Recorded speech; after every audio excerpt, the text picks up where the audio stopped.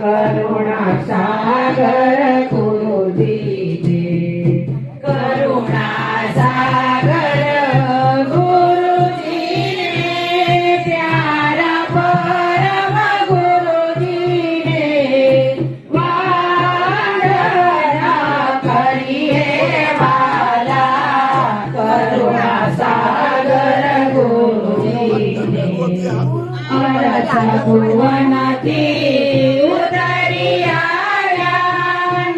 पदनो संदेशो लाया भाग्यवंत भक्तों ने भाया भाग्यवंत भक्तों ने भाया ऋषि मुनि पंडितों पूजे देवा मारा गुरुजी वंदना करिए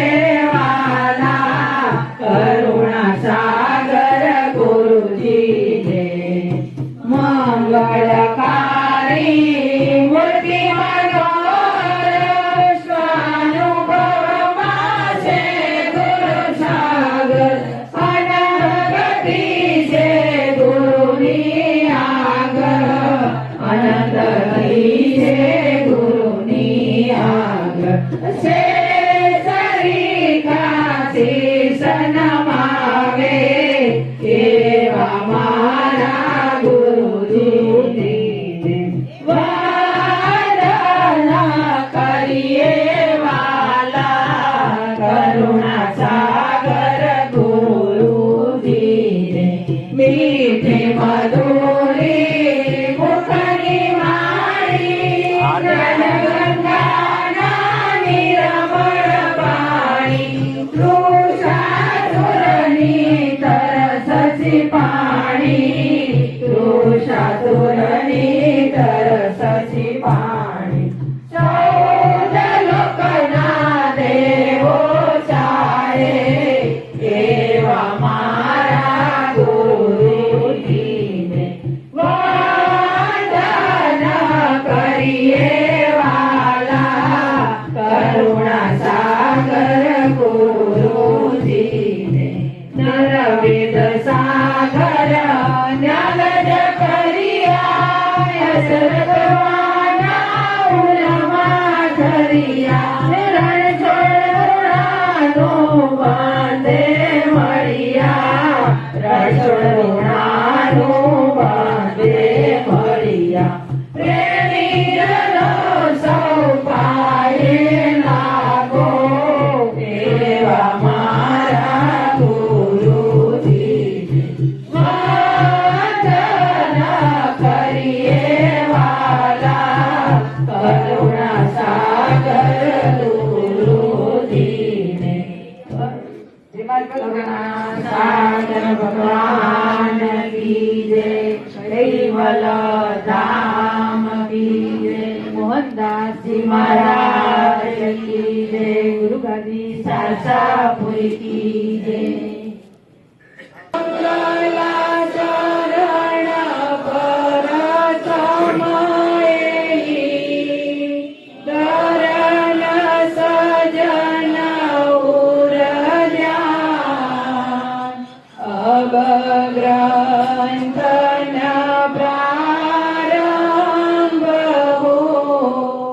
सुना हो संत सुजान लोका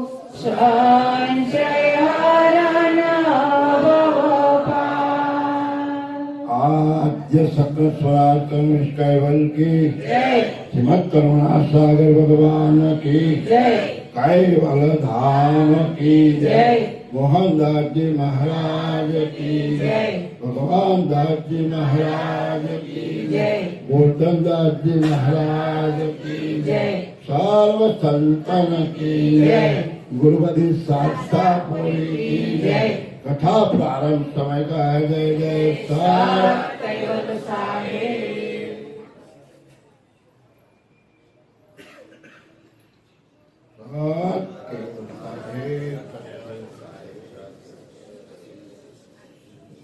कैवलं चिदेनाम् अवेनां वयानां हृदयानां लगोयाम् अमोहामस्तु निरालां नारायणाम् अहं नाम वर्णेयं नयेति नरेयां प्रणायां परन्तु जपेनां जपायां कायां नामयायं मनातिर्मगोयं स्वयं तं समस्तु जहानामधाता जयनामिच्छन्दं विनैर्ये करोति विवर्जितवस्तु विधिवैर्वेदन्तम् अचन्तेन चन्तं सुनाति सनातं जनाथम् अनन्तो अगाधं बोधं लहेजन्महादं कुबेरं च यमं नमामि नमस्तु करुणा सागर भगवान की जय कैवल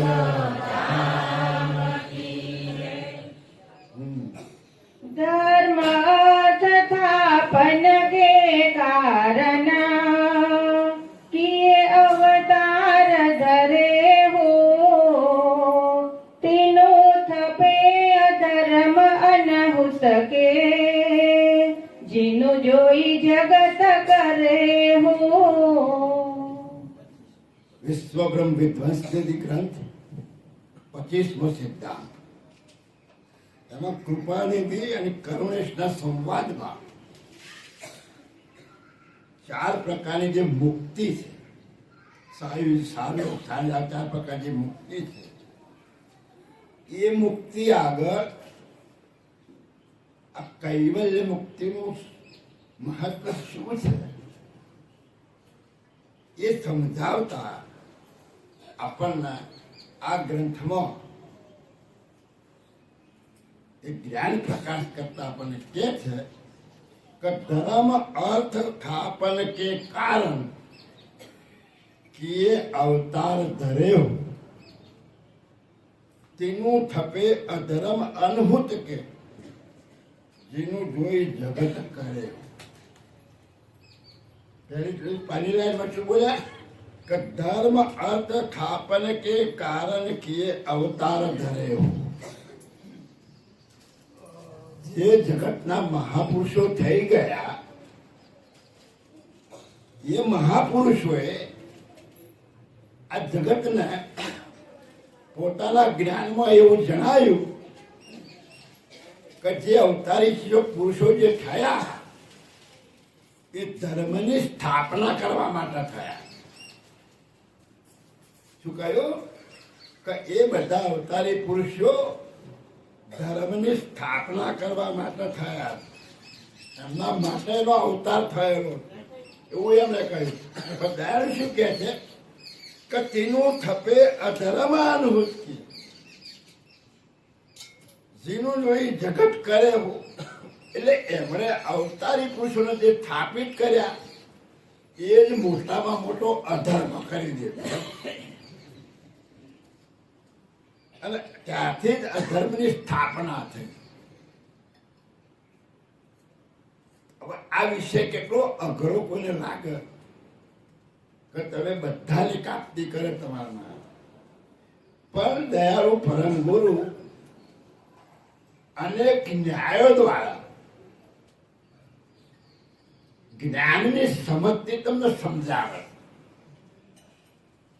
કે ભાઈ ધર્મ શું છે અને અધર્મ શું. સામાન્ય રીતે કહેતા કહેતીમાં શું ચાલે કે ભાઈ કોઈ ઉપર આવી લેવું, લૂંટી લેવું, બધું અધર્મ છે. દાન કરવું, પુણ્ય કરવું એ ધર્મ છે. પણ જ્ઞાન માર્ગનો મતલબ એ નથી થતો. ધર્મ એટલે એની સમજ કોને? આપણે બધાને નામ પાડી દે સંપ્રદાયના ધર્મ, હિન્દુ ધર્મ, મુસ્લિમ ધર્મ, ખ્રિસ્તી ધર્મ, બૌદ્ધ ધર્મ, જૈન ધર્મ. ના, એવું નહીં.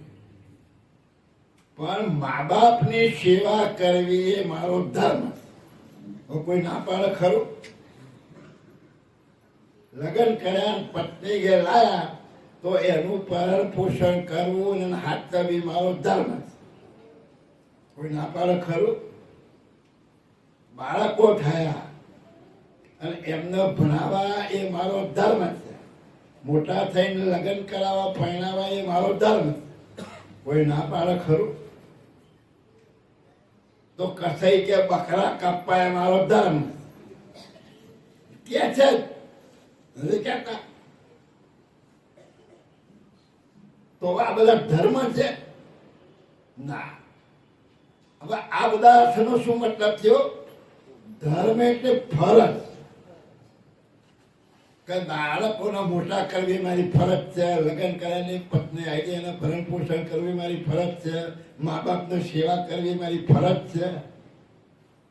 તો ધર્મ એટલે શું? જગતમાં આ રીતે જુદા જુદા ધર્મની વાત, પણ ધર વત્તા મર્મ બરાબર ધર્મ. આપણા કોઈ બાબો, છોકરો, દીકરો તોફાની હોય અને આપણા કોઈ સગાવાલા આવે અને સમજાવતા હોય એટલે આપણા ઘરમાં રહેવા દે, ધરથી જ આવો છે. એ કોઈ માનશે નહીં, ધરથી જ આવો. ધર એટલે પ્રથમ. ધર એટલે પ્રથમ. તો આ જગત નહોતું, સૂર્ય ચંદ્ર તારા નહોતા, 5 તત્વો નહોતા, 84 લાખ ઘાટ નહોતા, કઈ ના હોય ત્યારે શું હોય? ફક્ત એક શૂન્ય હોય. અને એ શૂન્યની અંદર એવી કોઈ વસ્તુ છે કે જેણે આ જગતની રચના કરી. તો પ્રથમ કહેવાય કે ના કહેવાય? તો આ પ્રથમનો મર્મ જાણે એનું નામ ધર્મ. પ્રથમનો મર્મ જાણે એનું નામ ધર્મ. આ જ્ઞાનની ભાષા છે. આ ભાષા કઈ જાય? જ્ઞાનની. ધર્મને તો ઘણી રીતે મહાપુરુષો પોતપોતાની રીતે એને સંબોધન કરતા હોય, પણ જ્ઞાન માર્ગની અંદર આનો ધર્મ. તો આ ધર્મ કેટલા જાણે છે? એટલે દયાળુ કીધું કે તીનું થપે અધર્મ અનુભૂતિ. એટલે એને સ્થાપના કરી અને અધર્મની સ્થાપના કરી. એટલે અહીં અધર્મનો મતલબ શું થયો? કે જે પ્રથમ નથી, આ સર્જનહાર પહેલા જે નતા અને કર્તમ જે ઉત્પન્ન થયા એમને તમે કરતા માલિક કરીને થાપ્યા, એ મોટા મોટો અધર્મ ઉભો કર્યો. કોઈને અધર્મ એટલે અધર્મનો મતલબ આટલો જ. ખરેખર સર્જનહાર કોણ છે? કે આ કશું જ નહોતું, ફક્ત શૂન્ય હતું, પોલ હતું, અને એમાં એવી કંઈક વસ્તુ છે એને આ જગતની રચના કરી. એ સર્જનહાર માલિક. તો જગત કોને માને છે? સર્જનહાર. જે થઈ ગયા, જે અવતારી પુરુષો થઈ ગયા, એ બધા પૂજનિક ને વંદનીય છે. આપણે એની નિંદા ના કરાય. એમણે આપણને જ્ઞાન આપ્યું, પણ એ સર્જનહાર માલિક નથી. એટલે બે આવું કે છે કે તેનું થપે અધર્મનું જ કે જેનું જોઈ જગત કરે હું. આ જગત આખું એમને થાપેલું છે ને, એની જ ક્રિયા કર કરે. હા, પ્રથમ એક કરતા રહું તે જબ જત મત સત સબ કે હો बुरी भली नहीं होती के हो न में एक धर्म में जे हो. બહુ સરસ વાત કરી દયાળ પરમને કે પ્રથમ એક કરતા હોતે તબ જન્મત સત સબે હો. પૂરી ભલી નહીં પૂતી કોહન છે એક ધર્મ મેં જેવું. ત્યારે બધા અવતારી પુરુષો નતા, અને જ્યારે પ્રથમ સૃષ્ટિનું મંડળ રચાયું અને એ વખતે જે જીવો હતા ત્યાં તો કોઈ અવતારો હતા જ નહીં. તો આપણા હિન્દુ ધર્મ પ્રમાણે ત્યાં એ વખત કોણ હતું પ્રથમ? નિરંજન અને શક્તિ. અને એ નિરંજન શક્તિથી બ્રહ્મા વિષ્ણુ મહેશ ઉમિયા શાંતિ લક્ષ્મી. અને એ વખત જે વસ્તી હતી એ બધા એક જ ધર્મને એક જ વાતને માનતા હતા. એ વખત જુદાપણું હતું નહીં.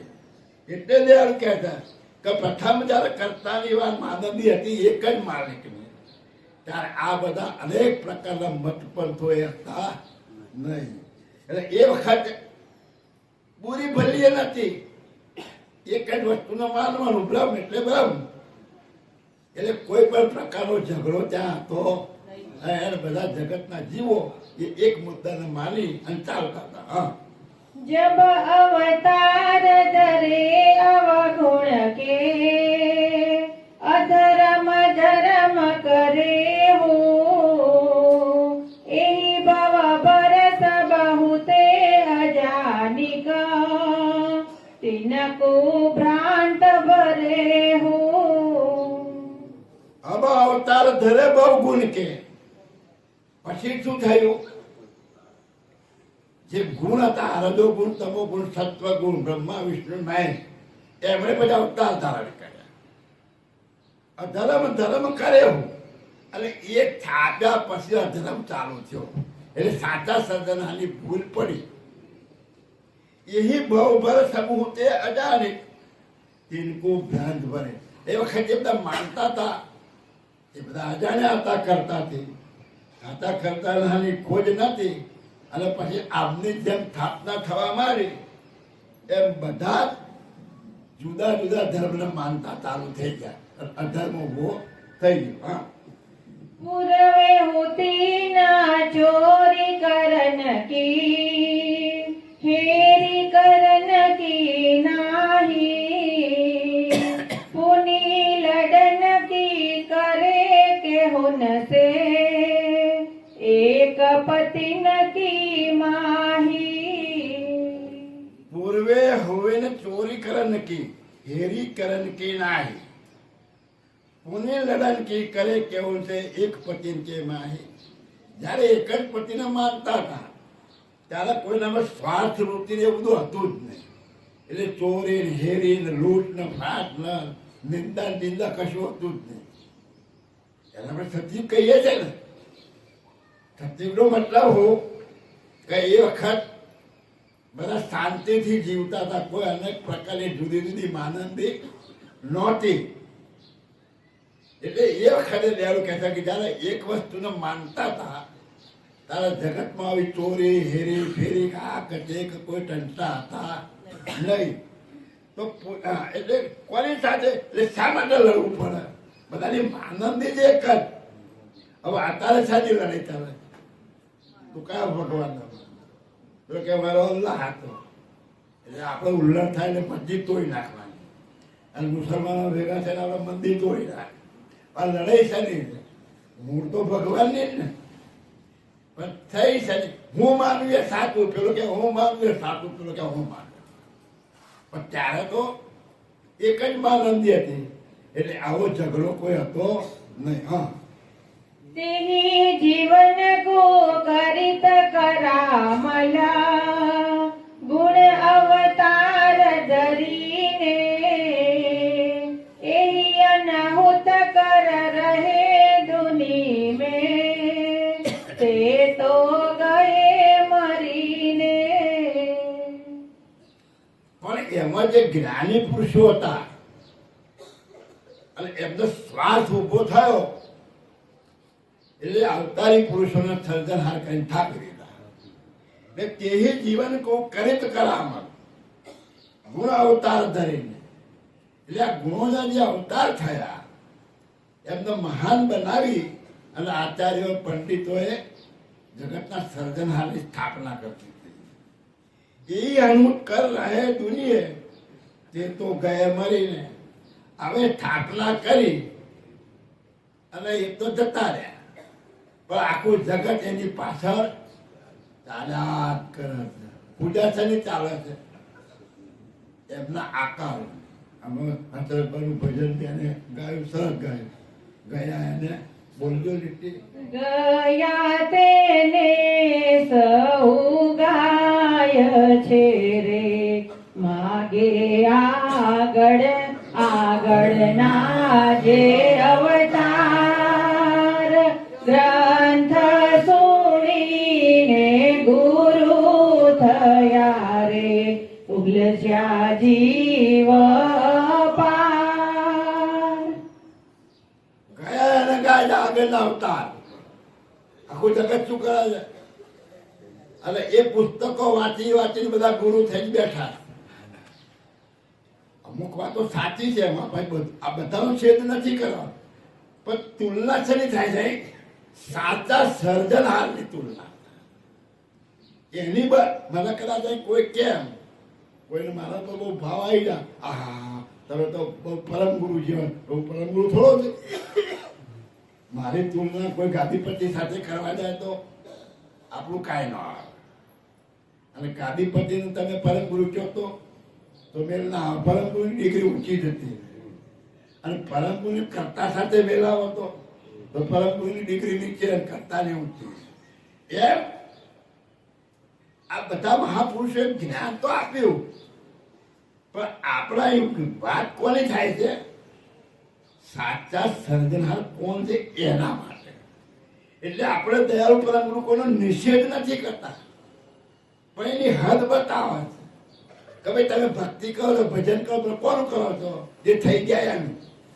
કોઈ રામને માનતો હોય, કોઈ કૃષ્ણને માનતો હોય, ગમે એને માનતો હોય, સારું છે. ભક્તિ માર્ગમાં તો જોડે, પણ એની સુરતા ઊભી ક્યાં રહેવાની? એ ધનુષ બાણવાળા કે મુરલીવાળા કે ગદાવાળા કે ચાર હાથવાળા એના દ્રષ્ટિમાં એ જ આવવાનું ને. તો અનુભવ તમે શેનાથી કરો છો? અનુભવ તમારી સુરતાથી થાય. આ આંખોથી તો શેનો અનુભવ થાય? ઉત્પન્ન થયેલું દેખાશે.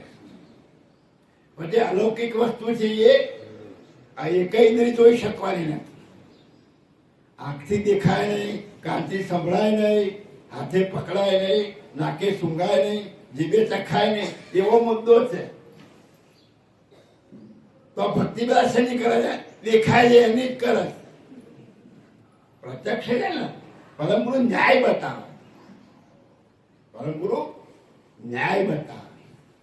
તમે જે કઈ ઉપાસના કરો, આકારની ઉપાસના કરો.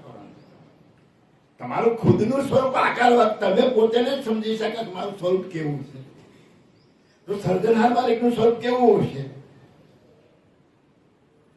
તો જે પુરુષો બંકલારમાં ચડી સમૃદ્ધમાં ગયા, તો કોઈ જ્યોતિના દર્શન કર્યા, કોઈ નાદ સાંભળ્યો, કોઈ પ્રકાશ જોયો. હે, પણ એને જોયું ને તો જોનારો કોણ? તમે દર્પણમાં જુઓ, શું દેખાય?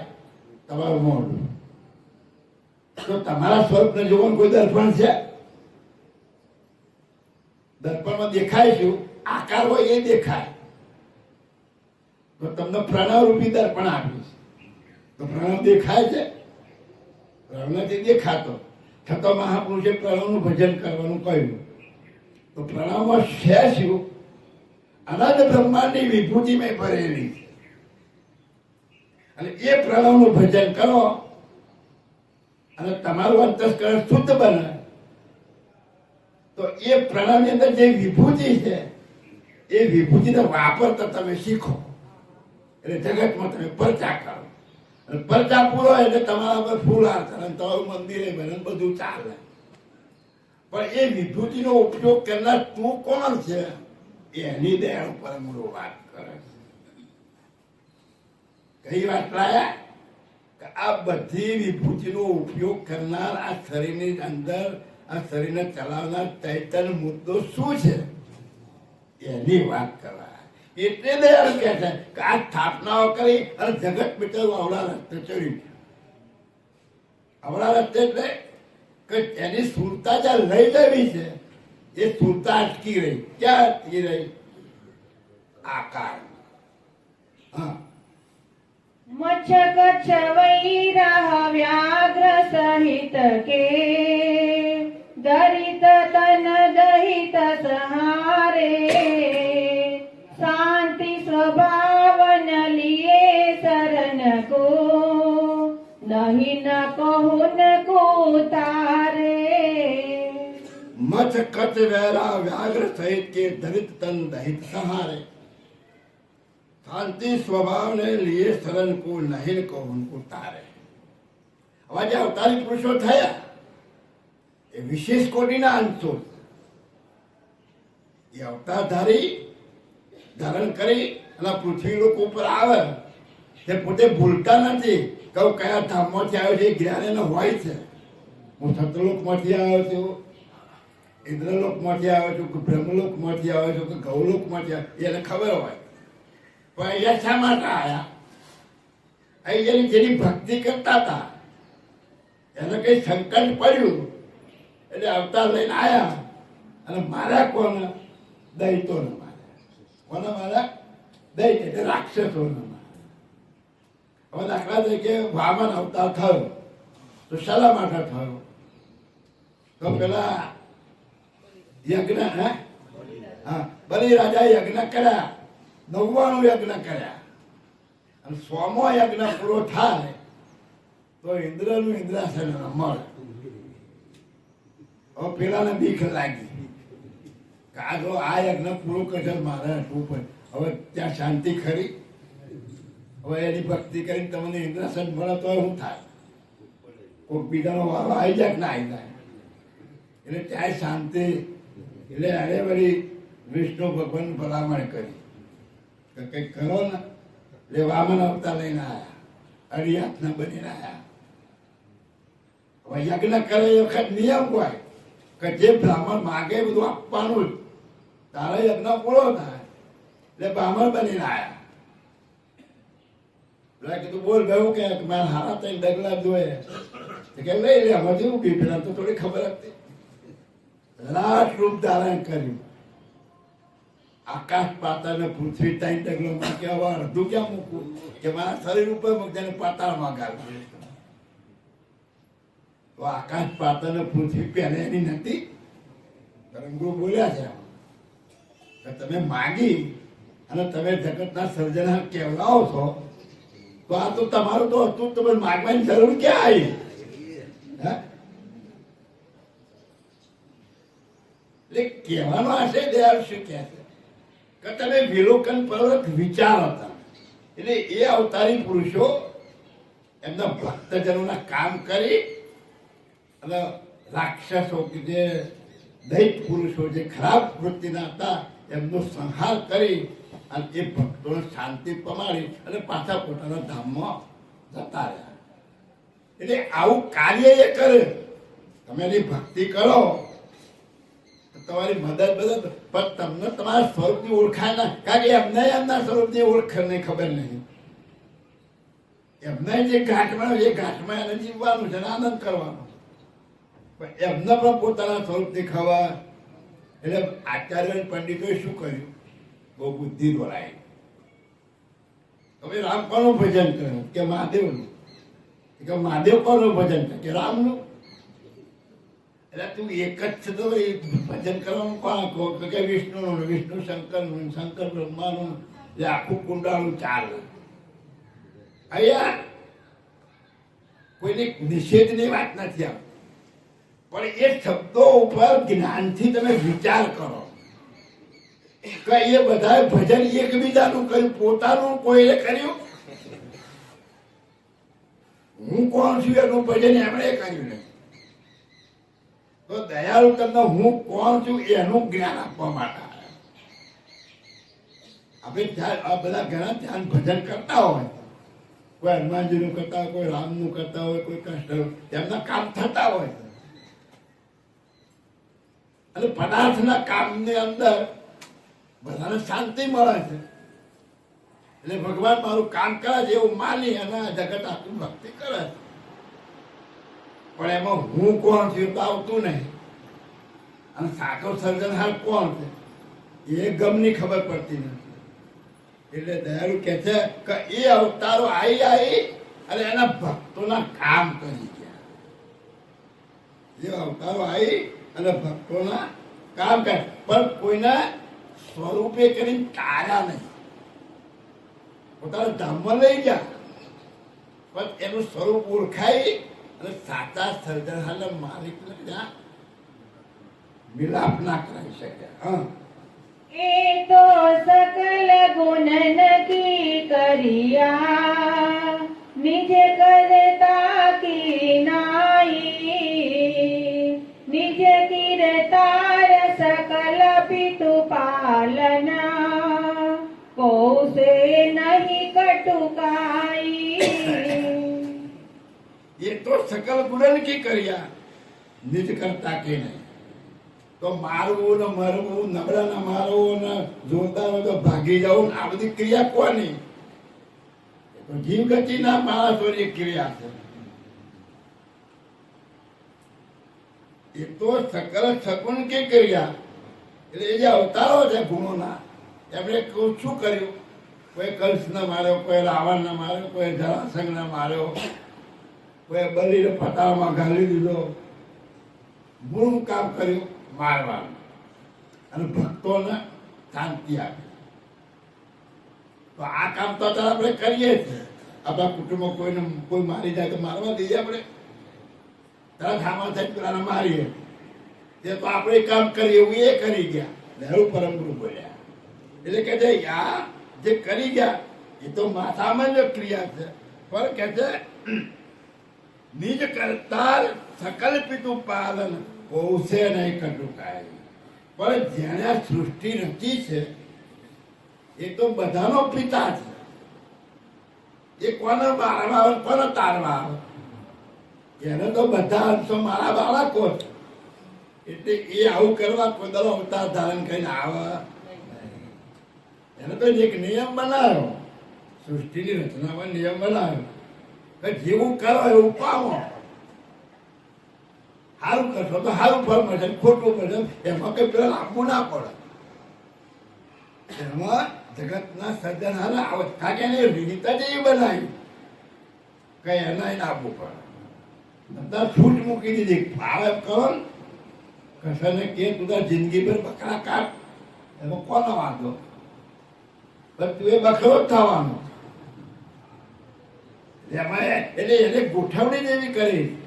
એટલે દયાળુ જ્ઞાન દ્વારા સમજાવવા કે તમે જ્ઞાનનો પ્રકાર તમે જોતા જોતા અવલોકન કરો કે ખરેખર સત્ય જ્ઞાન શું છે, એની વાત સમજાવવા માટે આ બધા દાખલા પણ આપે. હા, નિજ કરતા અવતાર ધરત નહીં, મરત લોક કે ચોલે, जिनु चितवन से हवित सकल क्यों, वो क्यों भव भर डोले.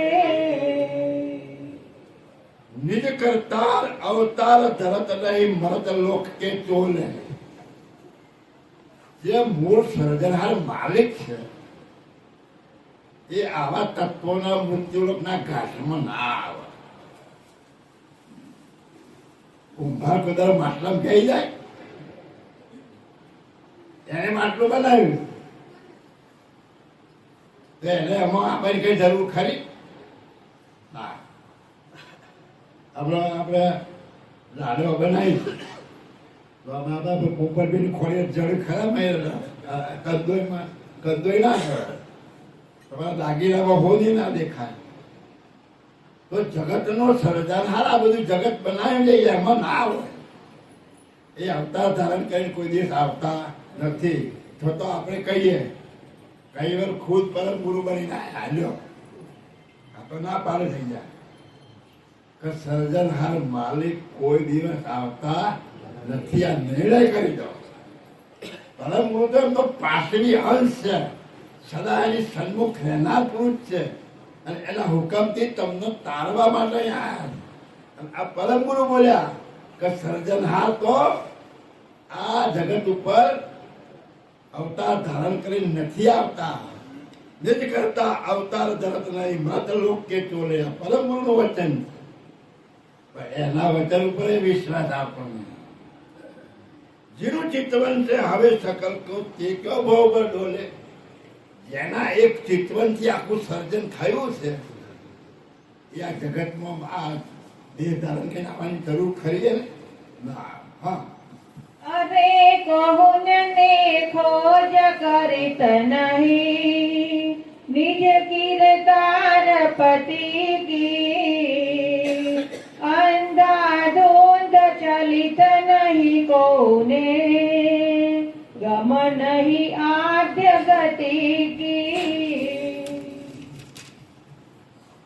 અરે કોહુન ને ખોજ કરી તે નહીં નિજ કરતાર પતિ. પરમ ગુરુ કહે છે આજ સુધી આ જે નિજ સર્જનહાર માલિક છે જેને જગત પર એની ખોજ જ કોઈ કરી નહીં. કેમ કે જે વળગાડ્યું એ વળગાડ્યું ચાલ્યું આવત આગે છે ચલી આવી. શું થયું? આગે છે. એક ગામ હતું એમાં બધી કોમના માણસો રહેતા. વાણિયા ને મિયા ને હિન્દુ બધા રહે. હવે એક શેઠ રે પતિ પત્ની 2 જણા એટલે બાળકો નહોતા. એટલે સવારમાં ઉઠી પોતાની પેઢી ઉપર જાય, બપોરે 12 વાગે ઘેર જમવા આવે, 2 કલાક આરામ કરી 3-4 વાગે જઈને પાછી પેઢી ખોલે ને હાથે ઘેર ક્રમ ચાલે. હવે એક દિવસ સમાચાર આવ્યા તો ભાઈ કાલે 4-5 મહેમાન આપવાના તૈયાર રાખજો. આજે શેઠ ઘેર આવ્યા. સવારે પેઢી ઉપર જતા શેઠાઈને કહ્યું તો 5 મહેમાન આવવાના છે, જમવાની રસોઈ બનાવી રાખજો, બપોર સુધીમાં આવી જશે એટલે હું એમને લઈને આવીશ. કશો વાંધો. શેઠાણી તો ફર્સ્ટ ક્લાસ જમવાનું બનાવ્યું. મહેમાન માટે તો હલ બનાવવું પડે ને. બનાવી દીધું. 12 વાગ્યા પર કોઈ મહેમાન આવ્યું. શેઠે વિચાર કર્યો કેમ નહીં આવ્યા. પહેલાં તો ટેલિફોન કરતા ને કે ભાઈ એમાંથી લઈ અવાય. ત્યારે ના તો કઈ નહીં. તેને ટાઈપ પ્રમાણે પેઢી બંધ કરી અને ઘેર જમવા ગયા. શેઠાણી કે મહેમાન તો કે ભાઈ નહીં આવ્યા. જે હોય આપણે જમી લો ને એ બંને જણાએ જમી લીધું. અને જમીન બહાર આવ્યા. એક ભિખારી બહાર આવ્યો. હે પ્રભુ 2 દિવસનો ભૂખ્યો છું, કંઈક જમવાનું હોય તો આવે. તો શેઠે બેસી જાય અને થાળી પીરસી દીધી. મહેમાનનું ખાવાનું હતું અને પીરસી એટલે જમવા બેસી ગયો. દાબીને ખાધું. ખાઈ અને ઓટલા ઉપર હોઈ ગયો. શેઠ અંદર હોઈ ગયા. અને 3 વાગે શેઠ ઊભા થઈને આવ્યા. અને પેલાનું હોટેલ હતો એટલે ઉઠાડ્યો પડે તો મરી ગયો. આ તો ધર્મ કરતા ધાર પડી. એ વખત રાજા સાહેબ તો ખબર પડે તો મારા વગર લેવો તો જેલમાં જવાય. પણ વાણિયા બહુ બુદ્ધિશાળી એટલે શેઠાઈને બોલાયા. એટલે 2 જણાએ ઉપાડી અને અંદર મૂક્યા છેલ્લા રૂમમાં. અને શેઠ જતા રહ્યા પેઢી. આજે બંધ કરીને ઘેર આવ્યા. રાતે મોડા 5-10 વાણિયાઓને બોલાયા અને ઘરમાં મીટિંગ કરી ખરું આવું થયું. કઈ વાંધો નહીં. બુદ્ધિશાળી તો ખરો વાણ્યો એટલે બુદ્ધિ દોડાઈ. આવ કે હવારે જે થવું છે સચ. એટલે વહેલા 5 વાગે ઉઠી અને કબ્રસ્તાનમાં પેલી પાલખી આવે ને મુસલમાન એ લઈ આવ્યા અને લીલું કપડું દુકાનમાં લાયા અને પેલાને હુવાડી અને ઉપર લીલું કપડું ઢાંકી અને લુંગીઓ પહેરી મિયાની ટોપીઓ પહેરી અને ઉચકીને ચાલુ થઈ ગયા. એટલે એમનો મેલો પૂરો થયો. 6:30 થયેલા થોડું અંધારું અને કોઈ મિયા દાંતણ કરતા હોય, કોઈ મોઢું ધોતા હોય, પેલું નીકળ્યું. ક્યાં કોણ લાખો ફાળા હો ગયા. હવે એમનામાં તો રિવાજ કાર્ડ આપવી જ પડે. એટલે જેને જોયું એ વળગી પડે. લાઈન લાગી ગઈ. એટલે પેલું મળતું હતું ને એક પેલા ઉપાડતા પાછા મુસલમાન આગળથી આગળ જાય. આમ એટલે લાઈન લાગી જાય. એક વાણીઓ ઘર ભેગો થઈ ગયો. એટલે વાણિયા હતા બધા ઘર ભેગા થઈ ગયા. અને આ ઉપાડતા કબ્રસ્તાનમાં પહોંચી ગયા. ત્યાં પેલો ગોળ ખોદનારો હતો कीधु बेन लिखा नाम किसका इंसान है? तो के अब्दुल नाम लिखा। अब्दुल के मेरा कौन है? रसूल को पूछो। रसूल के मेरे को भी मालूम नहीं है। तो के मोहम्मद को पूछो। तो क्या आयु के रीते तो काम जाप भी हमें हेडू आयु है आगे थी आयु कोई ने खबर છે વળગી પડ્યા એમ મને તો આગળનો હેડો આવ્યો છે અને આપણે પૂજા કરતા જ જઈએ છે ક્યાંથી આવ્યું કોને મોકલ્યો કઈ ખબર જ નહીં કારણ કે હોશિયાર હતા તો છટકી જાય જે હોશિયાર હતા ને એ તો વળગાડીને જતા રહ્યા હવે એ તો જતા રહ્યા આપણે એની પાછળ પડ્યા એટલે દયાળુ કે છે કઈ તો નથી હા તે અરે કોઈને ખોજ કરી જ નહીં નિજ કરતા એટલે કોઈ ખોજ જ ના કરી આ સાચું છે કે ખોટું છે કે સાચો સર્જન કોણ છે એટલે કોઈ ખોડ્યું જ નહીં એટલે બધા એકની પાછળ એક ચાલ્યા જ જાય અંધા ધૂંધ ચલિત તે કોને ગમ નહીં આ જગત એટલે આમ નામ આધળે આધું ચાલ્યું જ જાય છે સાચી વાતની કોઈ ખબર ખોજ કરી જ નહીં હા આદ્ય ગતિ સોઈ સર્જનહાર કી અખિલ લોકાંસન કે તત્વ સહિત તન મન મલકત કે વિશ્વ સકલ વૈશન કે आद्य गति सोई सर्जनहार की अखिल लोक अंसन જે સર્જનહાર માલિક यानी જે ગતિ છે અને એ ગતિ દ્વારા અનેક અંશોના આખું બ્રહ્માંડ ઉત્પન્ન કરેલું છે તત્વ સહિત તન મન મિલકત કે વિશ્વ સકલ વસન તત્વ સહિત ઘાટ સહિત જેણે આ વસાયું છે એને કોઈ ઓળખે છે ખરો? આપણે આશ્ચર્ય કરીએ કે હા અદભુત રચના છે પણ છેવટે રામ જાણ અથવા તો પ્રકૃતિનો ખેલ છે શું કહીએ? પ્રકૃતિનો ખેલ બીજું ભગવાનની લીલા છે એટલે બધું આ માઈ ગયું લીલા મન ખેલ મન પ્રકૃતિના આગળ જડ્યું નહીં હા जिनमें आपन निज आपन की देखो खोज करिन के कोटि कोटि कल्पंतन में तथा जेहि नहीं जाय मरिन के जिनमें आपने निज आपन की देखो खोज करिन के कोटि कोटि कल्प तन में यही नहीं જાય મારી બિહાર શું કે છે કે આ તમારા ઘાસમાં આપન રૂપે તમે કોણ છે એની ખોજ તો કરો કરોડો યુગોથી આ તમે ઘાટોના ચલાવતા આ છો પણ તમે મરી ગયા કોઈ દાડો તો મરે છે કોણ? આ ચૈતન્ય તો કરોડ યુક્તિ ભટકતો આવ્યો છે જો મરતો હોય તો ફેસલો થઈ જાય ફરી આવવાનું ક્યાં આવો પણ એટલે દારૂ કહે છે કે તમે ખોજ કરીને જુઓ તો ખરા કે તમારું સ્વરૂપ કેવું છે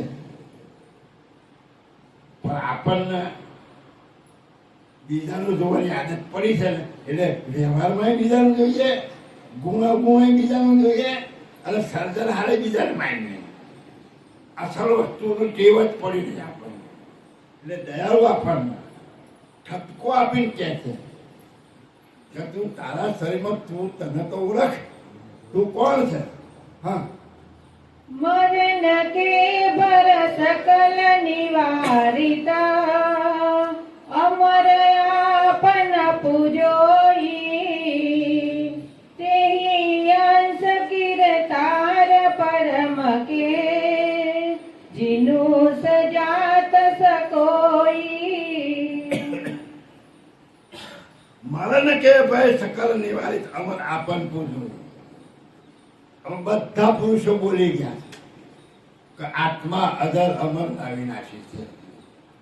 કૃષ્ણ ભગવાને ગીતામાં બોલ્યું આ જીવ મરતો નથી, બળતો નથી, કપાતો નથી, આ બધું બોલી ગયા. બધા પુરુષો આમ આત્મા મરતો નથી બોલી. પણ બીક કેવી છે? મરવાની ચીક છે. જાહેરમાં કીધું તું મરતો નહીં, તો બીક છે નહીં કે મરવાની. એટલે આ મહાપુરુષો બોલી થાકી ગયા, તું નથી મરતો તો એ બીક મરવાની જ છે. તો બીક મરવાની નથી, પણ જે ઘાટ વાલો લાગ્યો છે એને છોડવાની બીક છે કે આ બંધ થઈ ગયો તો પછી હું ક્યાં જઈશ? કોઈને ખબર ખરી? કોઈની ચિઠ્ઠી આવી રહી, મોટા મંડલેશ્વરોની નહીં આવી અને સામાન્ય ભક્તોની આવી નહીં કે મારા પછી ક્યાં ગયા. એટલે દયાળુ કહે છે કે તું તપાસ તો કરી ગયો તો મરને કે ભાઈ સકલ નિવારિત અમારે આપવું જોઈએ. તને પોતાનો અનુભવ થશે, તું તારા સ્વરૂપને જો સમજીશ તો મરવાનો ભય જતો રહેશે. પણ ક્યારે? તારા સ્વરૂપને ઓળખીને એનો અનુભવ કરી તો. તેહી અંશ કરતાર પરમ કે જેનું સદાત સપોય. એ અમર અવિનાશી જે અંશ છે એ કરતા માલિકનો છે અને એની સજાતીનો છે, અને બીજા અંશ છે એ તારી સજાતીના તારા જેવા જ છે. આપણે એક વિચાર કરો, કોઈ માણસ મરી જાય તો ફલાણા ભાઈ મરી જાય, જીવ જતો રહ્યો. કોઈ બેન મરી જાય કે જીવ જતો રહ્યો. ગાય ભેંસ ઘેટું બકરું મરી જાય કે જીવ જતો રહ્યો. કીડા મકોડા મરી જાય તો કોઈ કે જીવ જતો રહ્યો. પણ પુરુષ મરી જાય કોઈ ક્યાંક જીવો જતો રહ્યો. લેડીઝ મરી જાય તો જીવી જતી રહી. મકોડો કીડી મરી જાય તો જીવું જતું રહ્યું. એવું કોઈ કહેતો જીવ જતો રહ્યો. તો આ શરીરને ચલાવનાર ચૈતન્ય સ્ત્રી છે કે પુરુષ છે? એ સ્ત્રી એ નહીં, પુરુષ છે. એટલે ઘાટ જ નથી તો સ્ત્રી પુરુષ કોને કહેવાય? તો સ્ત્રી પુરુષ કોણ છે? ઘાટ. સ્ત્રી પુરુષ છે શું? ઘાટ. આ જગતનો ખેલ બનાવવા નર અને માદાનું ઉત્પન્ન કરી સર્જન બે ગયા, ચાલ્યા જ કરશે. આગળ આગળ પગર પીછે પીછે ફરવાય.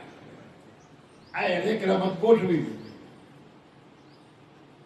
તો કોઈ ઘાટનો જે અંશ છે એ સ્ત્રીએ નથી, પુરુષે નથી અને જીવડું એ નથી, પણ એક ચૈતન્ય અંશ છે. એટલે બધા જ અંશો સજાતીના છે. હા, પતિ સજાત પરમ વિતાપને પ્રથમ તપાસ કરે હો. જેહી સ્વરૂપ કે હવો આપન તુમા તેહી તો આજ અરે હું. પતિ સજાત પરમ પિત આપને પ્રથમ તપાસ કરે હો. તમે તપાસ કરો ને જુઓ કે તમારું જેવું સ્વરૂપ છે એવું જ સ્વરૂપ સર્જનહાર માલિકનું છે. તો એને સજાતી કહેવાય ને. એક પુરુષ ઉભો હોય, એક ગધાડ ઉભો હોય, તો સજાતી કહેવાય? માનવ જાતિ સજાતી ના કહેવાય. પણ બે માણસ ઉભા હોય તો માનવ જાતિ સજાતી. તો અહીં અંશની વાત છે. તો અંશ કોનો દીકરો છે? સર્જનહાર માલિક. તો તમારું જેવું સ્વરૂપ છે એવું એનું સ્વરૂપ છે. એટલે તમે એના સજાતી છો, પણ તમે અલ્પજ્ઞ છો અને પેલા સર્વજ્ઞ. એ ધારે કરી છે, તમે એના કરેલામાં મોજ કરો. પણ સ્વ કેવા સજાતી એના જેવું સ્વરૂપ છે તમારું. એ સ્વરૂપને ઓળખાવા માટે દયાળુ પરમ ગુરુ આ જ્ઞાનની કથની કરે છે આપણે આગળ. હા, એહી પરકાર હવિત તેહી કનિજા અહો અહંગમોઈ એસા તો વિગતા લહી શકો જો જૈસા यही प्रकार हवित तेहि कित निज अहो अहंगमोय ऐसा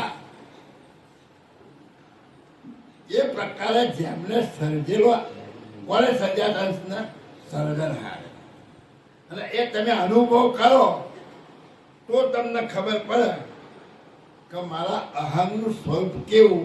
હવે આપણે સામાન્ય રીતે અમુક શબ્દો વાપર્યા, અહંગ સ્વરૂપ આવ્યું.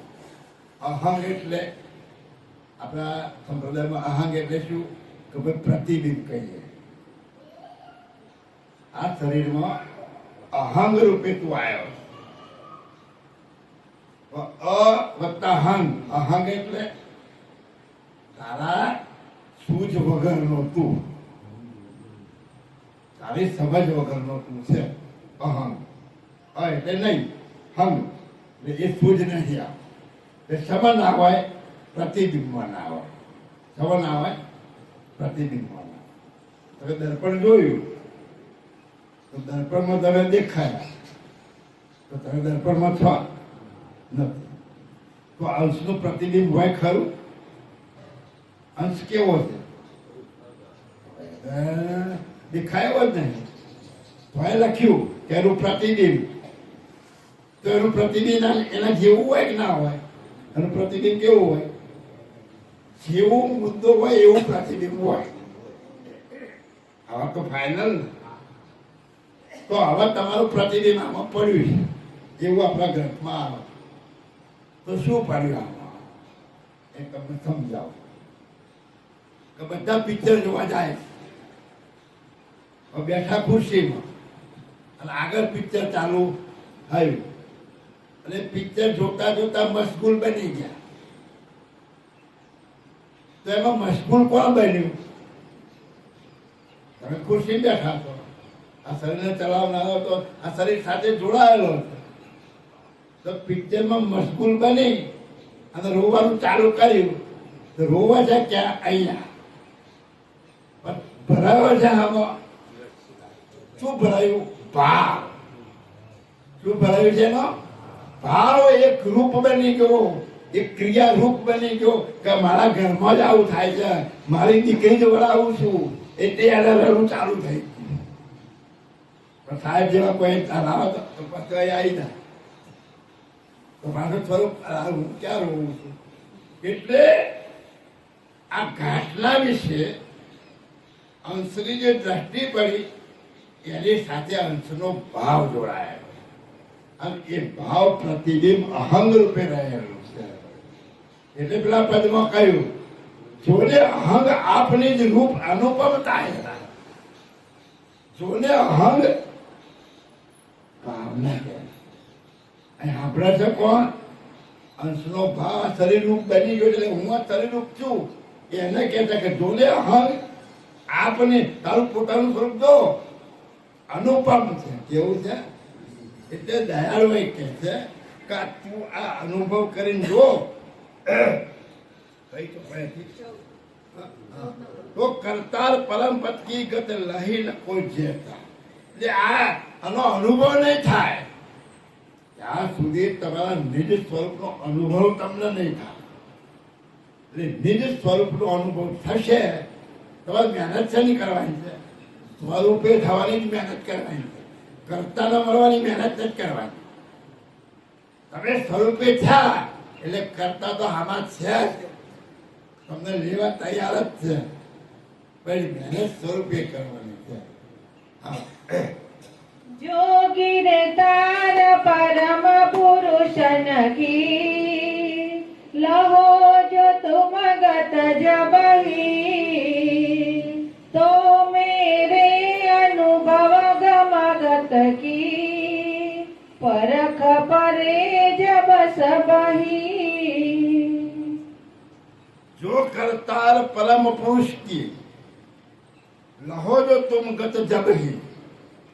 જો આ મારા જ્ઞાન દ્વારા તમને તમારા સ્વરૂપની સમજણ પડે અને આ સર્જનહારને ઓળખો તો મેરે અનુભવ અગમ કી પરખ પરે જબ તક. તારે તમને ખબર પડે કે આ પરમ ગુરુજી કેટલું મને જ્ઞાન આપી ગયા, ત્યારે તમે એની કદર કરશો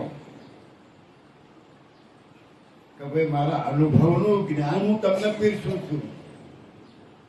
મારી વાત તો એમ સાચી ના માનતા, પણ હું કહું છું એમ કરો તો ખરા. અને એમ કરશો ને તમને અનુભવ થશે, પછી તમને ખબર પડશે કે હું કયું જ્ઞાન લઈને આવ્યો છું. પણ જ્યાં સુધી તમે એ ના સમજો ત્યાં સુધી જ્ઞાનને પણ નહીં સમજી શકાય અને તમે અનુભવ પણ નહીં કરી શકો. હા, तो हमको तुम परम हेत करा उर्मेदार सबेही एही पुरुष के संग करन में अकजन होय कबेही. તો હમકો તુમ પરમ હેતુ કર ઉર્મે ધરો સબે. તો તમે આ મારું જ્ઞાન સાંભળી, મારા વચનો સમજી અને મારા ઉપર તમે હેત ધારણ કરો. જો મારા ઉપર હેત ધારણ કરશો તો કે છે એહી પુરુષ કે સંગ કરન મેં અકજ ન હોય કબેહી. મારો સંગ કરશો તો તમને નુકસાન નહીં થાય, એ ગેરંટી આપે. હવે આના કરતા તમારે કેટલી ગેરંટી જોઈએ બોલો? કે થોડાક મારા વચનોનો સંગ તો કરી જુઓ, મારા વચનોનો તમે માની તો જુઓ, મારા વચનો પર વિશ્વાસ તો કરી જુઓ, અને થોડા દિવસ એના પર પ્રયત્ન તો કરો ચાલવાનો. તમને નુકસાન નહીં થાય, પણ તમે સમજવાનો પ્રયત્ન કરો. હા, या विजसे पतियार मन से द्राढ़ करी तव जन जेहो निज पति को मोहि हर दे रखी न के जिनो परम पद देहो. યા વિદેશે પતિયાર હવન સે દર કરી તવ જને હો. આ પ્રમાણે મારા વચનો સાંભળીને તમે જો વિશ્વાસ કરો, મારા ઉપર વિશ્વાસ રાખશો, તો નિજ પતિમય હૃદય રખીને કે જેનું પરમ પદ દેહી.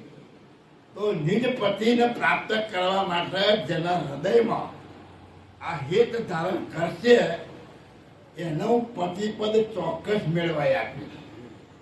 પતિપદ વગરનો નહીં રહેવા દઉં, પણ તમે થોડું હેત તો ધારણ કરો. કેટલી વાત તમને લઈ જવા માટે આ પુરુષ કેટલો પ્રયત્ન કરે. ન તો ના કે જાઓ જન્મથી ખાડીમાં મારો તો મારા તો કાંઈ નહીં, આ મારો મગજ બગાડવાની ક્યાં જરૂર. પણ પતિનો હુકમ છે માથા ઉપર કે જે એક બે આવે તો લેતો તો આવજે, જે આવે. એક રાજા હતો, રાજા, અને એને હંસની વાત સાંભળેલી કે હંસ મોતીનો ચારો ચાલે. આપણે કોઈ દાડો હંસ જોયો નહીં, તો હંસને જોવો કહેવાય છે. કોઈકને પૂછપરછ કરી તો કોઈ જ્ઞાની પુરુષ છે કે ભાઈ તમારે હંસને જોવો હોય તમે પક્ષીઓનું સદાવત ચાલુ કરો. શું કરો? પક્ષીઓનું સદાવત ચાલુ કરો. એમાં તમારા ભાગ્યમાં હશે તો કોઈક હંસ આવશે. મોટું રાજાઓનું એનું કઈ ખામી હોય, મોટું મેદાન હતું, એમાં બધી પ્રકારનું અનાજ ને મોતીના દાન બધું નાખ્યું. આમ દરરોજ ઝરૂખામાં આવી અને એ જોયા કરે, અને એ બધા પક્ષીઓ આયા જ કરે. જેમ ખબર પડતી કે એમ પક્ષીનો વધારો થતો જ ગયો, થતો જ ગયો, થતો જ ગયો. એક જગ્યાએ હંસ અને હંસલી બેઠેલા, ક્યાં કાયમ બધા ક્યાં ઉડી ઉડીને જાય. કોઈને પૂછી તો જુઓ. એટલે પેલા એક ને ઉભો રાખીને કોઈ કે ભાઈ ક્યાં, કઈક રાજા છે એને સદાવત ખોલવી છે અને બધા પક્ષીઓ માટે બધું એને મળી રહે છે. પેલી હંસેલી કે હાલો ને આપણે જઈએ, આપણો ચાલો મળતો હોય તો હું વાંધો. આપણે અહીંયા બહેરાન કેવું માનવું પડે ને. પેલો કે હાલો તાર જઈએ હું વાંધો. એ બે ઉડ્યા અને આ ગયા ત્યાં રાજાએ જોયું કે 6-12 મહિનાથી રાહ જોયું, આ બે નવા પક્ષી આયા જોયું એટલે મોતીનો તારો થતા એમ દયાળુ પરમ ગુરુ આ જ્ઞાનનું સદાવત ખોલ્યું છે અને આ જ્ઞાનના સદાવતની અંદર કોક આવો હંસ પુરુષ જો સાંભળવા આવી જાય અને એ મોતીની જો એને ખબર પડી જાય તો એ આમાંથી બહાર ઉઘરી જશે. એ બધા પક્ષીઓ તો લાખો આવતા હતા, પણ પેલો પક્ષી ક્યાં આવ્યો એમ આ જ્ઞાનનું સદાવત. અને આ બધા તમે ચારો ચરવા સરો મોતીનો ચારો જો જણાતો અમારા ભજન ગાયા મોતી નીપજે મોગા મૂળના. હા બોલજો. પરવીના પાખરી ફરે કમળ ખીલ્યા બહુ રંગના કરે માના ભ્રમર ગુજાર રે મોતી નિપજે મોગા મૂલના ગ્રહે કોઈ મર જીવા મલાડ રે. બધા આપણે ભજન ગવાય, મારો મતલબ હું થાય શું વાત કરી કે આ ઘાટની અંદર તમારા 7 ચક્રો છે. એમાં 6 ચક્રોની અંદર અક્ષરોની ઉત્પત્તિ થાય.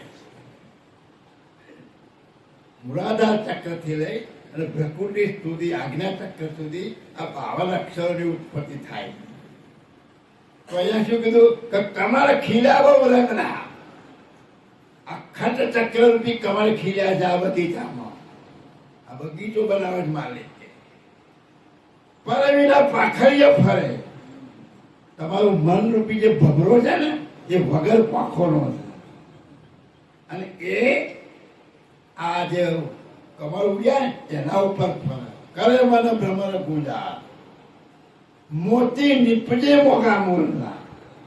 એમાંથી આ જ્ઞાન રૂપી વાણીના જે શબ્દો નીકળે છે ને એ જ્ઞાન રૂપી વાણી જે મોતી સમાનની કદર કરનારા કોક મરજીવાદ હોય. આ ભજન એ કહેવા માંગે કે ગ્રહે કોઈ મરજીવા મરાર. મરજીવો અને મરાર બે શબ્દ વાપરે.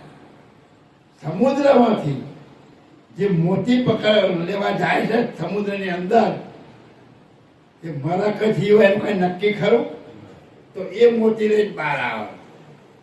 તો બીજો મરાર એટલે હંસ. એ જ આને ઓળખી શકે.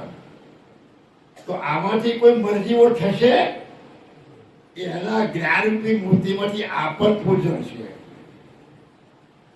જ્ઞાનરૂપી મોતીમાંથી તમારું સ્વરૂપ જડશે. કોઈ હંસ પુરુષ હશે એ આ કચરો સાફ કરી અને નિજ સ્વરૂપ રૂપી જે મોતી તમને સમજાયું છે ને એની સમજ પડી અને એ ચારો કરી અને સ્વરૂપી થઈ શકશે. હા मेरे हाथ हुक्म मोक्षण के निज पति परम दियन के तो हम ही क्यों करूँ न काज कीता आए शरण जीवन के. मेरे हाथ हुक्म मोक्षण के निज पति परम दियन के. હું અહીં આવ્યો છું અને મને સર્જનહાર માલિકે પરવાનો આપ્યો છે. શનો પરવાનો આપ્યો છે? મુક્ત કરવાનો પરવાનો મને આપીને મોકલ્યો છે. તો દયાળુ કહે છે તો હમે ક્યો કરણ કરણ કાજ કે આયે સરળ જીવન કે. તો મારા સરળમાં આવે તો શા માટે હું એને બાકી રાખું? હું તો પરવાનો લઈને આવ્યો છું. સનો પરવાનો સ્વરૂપે કરવાનો અને સર્જનહારની સાથે એકતા કરવાનો પરવાનો લઈને આવ્યો. તો મારા શરણમાં આવે એનું બાકી ના રાખો. તો શરણમાં ક્યારે જશો? પરમ ગુરુ ક્યાં ગયા તારે? ભણવા જવું પડશે? ના, આ વચનો કોણ બોલે છે? હું નહીં બોલતો. આ વચનો કોના છે? પરમ ગુરુ બોલી રહ્યા છે, ગ્રંથ દ્વારા તમને કહે છે. તો આ વચનોના સરળમાં જતા રહો, એનું વચન એક એક વચન પાળો, તો તમે સ્વરૂપે થઈ મોક્ષ ગતિ તમને મળી જવાય. એમાં મિનમેક નહીં. હા, जब गुरु हाथ मोक्ष सबन के, कहत संत सब कोई, मैं तो परम गुरु सहित मचिना, क्यों न मोक्ष करु सोई. જબ ગુરુ હાથ મોક્ષ સબ્યાન કે કહત સમ કોઈ. જગતમાં સામાન્ય રીતે ભક્તો સંતો બધા જ કહે છે કે ભાઈ સદગુરુના શરણમાં જાઓ તમને મોક્ષ ગતિ પ્રાપ્ત થાય. કહે છે ને કે ભાઈ સદગુરુના શરણમાં જાઓ એટલે તમને મોક્ષ ગતિ પ્રાપ્ત. આખું જગત કહે છે, સંતો મહંતો બધા પુરુષો કહે છે. તો પછી દયાળુ કહે છે તો મેં તો પરમ ગુરુ સાહિત્યમ ગીત જોને મોક્ષ કરું, તો હું તો એનાથી ઊંચી ડિગ્રી લઈને આવ્યો છું, પરમ ગુરુ છું. જો પેલા તમને મોક્ષ કરવાનું કહેતા હોય તો હું મોક્ષ ના કરી શકું તમને. પણ મોક્ષનો મતલબ શું થાય ખબર છે? મોહનો ક્ષય થવો એનું નામ મોક્ષ. તો આપણે જન્મ મરણ ધારણ કરવાનું કારણ શું? જન્મ મરણ લેવાનું કારણ શું? આશા તૃષ્ણા રહી જાય તો ને. તો આશા તૃષ્ણા શેની છે? મોહ. મોહ કશાકમાં રહી ગયો ને, છોકરા મળ્યો કે મિલકત મળ્યો કે ગમે તેનામાં મોહ રહ્યો. મિલકત મળ્યા તો પછી આવું તવું કરે. એટલે જો મોહ છોડી દો આ જ્ઞાન દ્વારા, તમારો મોહ છૂટી જાય તો મોક્ષ જ છે. પણ મોહ કોનો છૂટતો? એટલે દયાળુ કહે છે આગળ કહી જાય તું વૈરાગ ધારણ કર. તો વૈરાગ ક્યારે થાય? મોહ છૂટે તો. મોહ છૂટ્યા વગર થતો નથી. એટલે કહે છે જે મોક્ષ કહે બહુ સદગુરુ વિના કોણ કે ના. એ તો આગળ ને મેં તો પરમ ગુરુ સહિત ચીન કહેવાનું મોક્ષ, એટલે હું મોક્ષ આપવા સિવાય રહેતો નથી. આ બોલો. जेहि जेहि मोक्ष किए भव भर में, सदगुरु विना न कुन के, अतहि प्रेम देखित जेहि जन के, लिए शरण गुरु तिन के. દયાળુ દાખલો આપીને કહે છે કે જેહી જેહી મોક્ષ કીએ ભવ ભર મેં સદગુરુ વિના ન કોઈ. આ જગતમાં જેટલા મોક્ષ પામ્યા, જેના જન્મ મરણ ટાળ્યા, એ બધા સદગુરુના શરણમાં ગયેલા.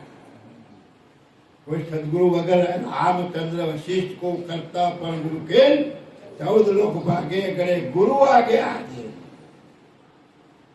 રામચંદ્ર નો જન્મ થયો એટલે ખુદ બ્રહ્મ પ્રગટ થયું કીધું. તો એ ખુદ બ્રહ્મ ને કયું જ્ઞાન લાગ્યું? તો વશિષ્ઠના ચરણમાં જવું પડ્યું. પરમ ગુરુ એનો ખુલાસો કરે. રામચંદ્ર વશિષ્ઠ કો કરતા પરમ ગુરુ બેન 14 લોક ભાગે કરે ગુરુ આગે. ગુરુ આગળ તમારે આધીન થવું પડે. કૃષ્ણ ભગવાન નો અવતાર તો એમને ગુરુને ધારણ કર્યા. નારદ બધા લોકમાં ફરતા, એ કઈ લોક બાકી એને બધા છૂટ. આમ તો એને હું રહોડાનો મહેમાન કહેવાય.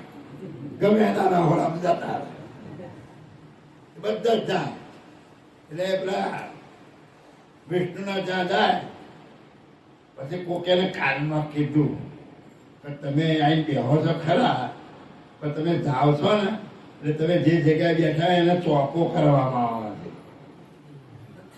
ક્યારે હોતું છે કે જુઓ તમે એક વખત ફરતા ફરતા ક્યારે હંતાઈને જોઈ રહ્યા, પાણી બાણી વગાડી બધું સાફ સફાઈ કર્યું. તારું મારામાં એવું શું છે કે આ બધું કરવું પડે? એટલે જઈને પૂછ્યું કે ભાઈ આમ ધંધો કર્યો તમે? એટલે પેલા કે ભાઈ તે તું નુગરો છે, ગુરુ કરાયા નથી.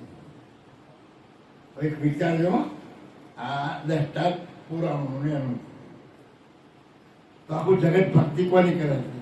વિષ્ણુની ને સ્વર્ગમાં જવાની ને ગૌલોકમાં જવાની ભક્તિ કરે છે. તો આ તો બધા જતા હતા, આ તો બધા જતા હતા, તો પછી એને ગુરુ કરી ક્યાં જરૂર આવે?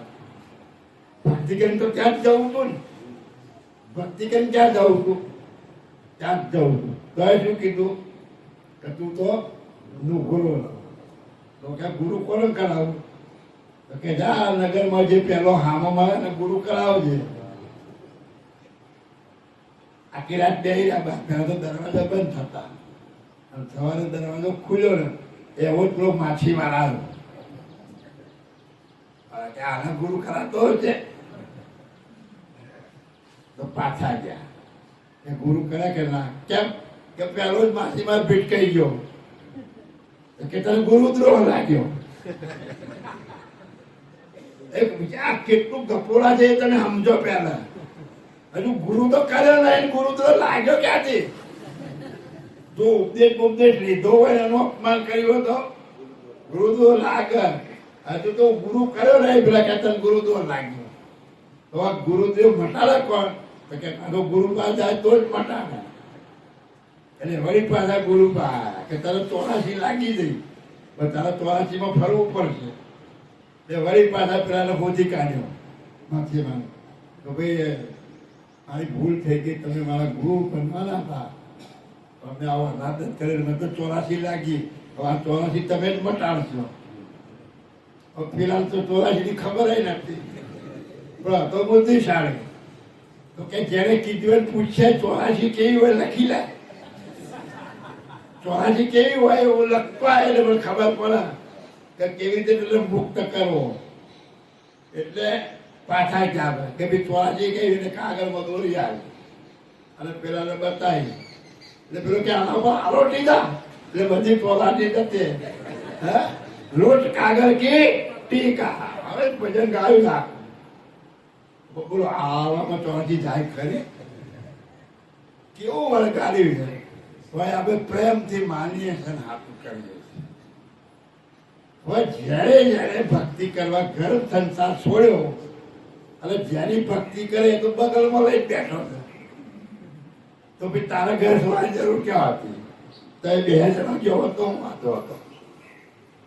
એટલે કહેવાનો દેવાનું એટલે આ સંપ્રદાયનું નામ જ્ઞાન સંપ્રદાય. એટલે તમે ક્યાંય અશ્રવણનો એવું તમને જ્ઞાન આપી અને આ શરીરમાં સત્ય મુદ્દો શું છે એની ઓળખ દારું કરી આવે. હા, से ही हम पटिया जे हुनसे देखी सजन सन मुखही तीनु करु भाव पार भरम मिटा जिनु अचल होय सुखही. जैसे ही हम पतियारो जेहून से देखी सजन सन्मुखी, એ પ્રમાણે આ મારા વચનો સાંભળી અને મારી સન્મુખ રાખી અને જે મારા ઉપર હિત ધારણ કરશે તેનું કરો બહુ પાર બનાવે એને હું બહુ પાર કરી દઈશ. જેનું અચલ હોય સુખી, જે અચલ સુખનું ધામ છે ત્યાં હું મોકલી દઈશ, ત્યાં કોઈને બાકી રાખીશ નહીં. હા, अचल सुखद अविगत पति के पदा सद करता पद छेलो जिनकी उपरित नहीं न कौतिता सबहित के और ले लो. અચળ સુખદ અવિગત પતિ કે પદ કરતા પદ છેલ્લું. આ હું જે અચળ અવિપદ પતિની જે વાત કરું છું તે છેલ્લામાં છેલ્લું પદ છે. એની આગળ બીજું કોઈ પદ છે નહીં. જિનકી ઉપરીત નહીં કે કોઈ પછી બીજું કોઈ ધામ કબામ કરતી છેલ્લામાં છેલ્લી વાતો તમને નિર્ણય કરીને સમજાવું. હવે એ જ કહેવાનું. અને બીજા જે ગાયેલા છે એ બધા આ બાજુના ગાયેલા. હવે આ પદમાં જવું હોય તો ક્યારે મેળ પડશે? અભ્યાસ કરવાનો. અને એ પરમ ગુરુ જે વચનોમાં તમને જે રહેવાની રીત બતાવી, જે સમજ આપી, એ રીત અને સમજ તો તમે પૂરમાં ઉતારશો તો સ્વરૂપે થઈ અને કરતા માલિકના ધામમાં જઈ શકશો. હા, तब तिन के जेहि मोक्ष पायन के रहे सदाय अचल ही और औरलन के मोक्ष पायन के कबहु कहोय विचल ही. તબ તિન કે જય મોક્ષ પાયન કે રહે સદાય થઈ. આ મોક્ષ આ ધામમાં જે જશે એ સદાના માટે રહેશે અને કાયમનો મોક્ષ થઈ જશે. ઓર વર્ણન કે મોક્ષ, આ બાજુ જે મોક્ષ પાયન બેઠા છે એ આમાંથી ભક્તિ કરી અને જો બ્રહ્મલોકમાં ગયા તો બ્રહ્માજીનું આયુષ પૂરું થઈ જાય ત્યારે પાછું ફરી આપવું પડે. જો વિષ્ણુના ગૌલોકમાં ગયા અને એનું આયુષ પૂરું થઈ જાય એટલે ગૌલોકે પૂરું થઈ જાય એટલે વળી પાછું તમારો ધક્કા ખાવા પડે. એટલે એ બધા મોક્ષ ખરા પણ આ બાજુના પદના. અને હું જે વાત કરું છું એ આખું બ્રહ્માંડ જ્યાં કઈ નહોતું અને એ શૂન્યની અંદર જે કોઈ સર્જનહાર માલિક છે એને ઓળખવા માટે પરમ ગુરુએ 5 વિશેષણ આપ્યા છે. આદ્ય સક્રત સ્વરાજ કરુણેશ કરતા કૈવલ તમ નમામિ. આ 5 વિશેષણ જેને લાગે એ સર્જનહાર માલિક. આ બ્રહ્માંડમાં મૂકી દીધા 5 વિશેષણ, લગાવો જેને જ્યાં લગાવો હોય અને 5 લાગે એ સાચો સર્જનહાર. એટલે દયાળુ પરમ ગુરુ તમને કબો હોય વિચારી એટલે એ જે મોક્ષમાં તમે જશો તો એ ધામનો અંત આવશે ત્યારે તમારે વિચલિત થવું પડશે. પણ આ નિજપતિના ધામમાં જશો તો સદાના માટે મોક્ષ થઈ જવાનો. એટલે હવે તમારે મોક્ષ જો મેળવવો હોય અને આ ધામમાં જવું હોય તો દયાળુની એક વાત સ્વીકાર કરી, અંગીકાર કરી અને પોતાના જીવનમાં ઉતારવું પડે. ગમે તે 12 કલાક લક્ષમાં બેસતો હોય ને પણ જેનું અંતઃકરણ શુદ્ધ નહીં થયું હોય એ બધું જ માથા ભરવાનું.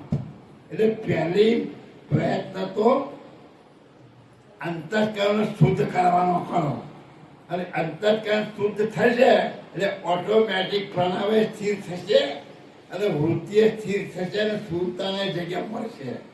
નકર સ્થૂળતામાંથી નાવરી નહીં પડે. નકર ડખો કોણ કરે છે? અંતઃકરણ જ બધું કરે. એટલે પરમ ગુરુના બતાવ્યા પ્રમાણે લક્ષ ભજન કરી અને પોતાના સ્વરૂપે થવાની જરૂર છે.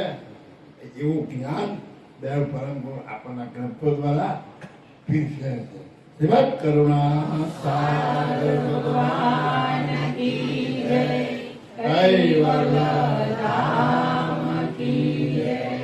મોહનદાસજી महाराज की जय. भगवानदासजी महाराज की जय. गोवर्धनदासजी महाराज की जय. सारो संतन की जय. गुरु कली सरसापुरी की जय. तथा पूर्णावती का जय जय सात कैवल साहेब. सात साहेब